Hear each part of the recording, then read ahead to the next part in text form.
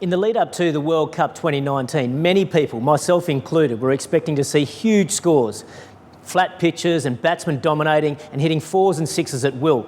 But as it's turned out, it hasn't really been the case. The bowlers have really dominated at various stages and the batsmen have found it really hard to find the boundary.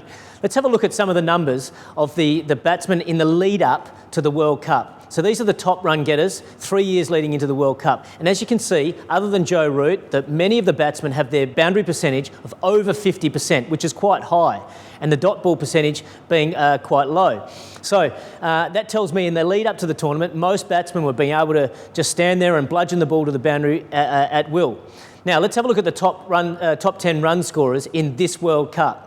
So other than Aaron Finch, whose boundary percentage is over 50%, all of the batsmen are actually now under 50%. So that tells me that it's been really difficult for the batters to get on top and just smash fours and sixes at will. It also tells me that perhaps the pitches have had a little bit in it for the bowlers. There's some seam movement there if they bowl well. There's some spin on at various venues as well. So the batters have to work a lot harder for their runs. So that's where rotation of the strike becomes so important. So let's have a look at the busiest players in the tournament so far. We've got Shakib, Joe Root, Mushfiqur and Virat Kohli. So good at being able to rotate the strike. Have a look at the dot ball percentage. All under 50% in dot balls. And that's really good and really important on pitches that aren't easy just to stand there and smash boundaries.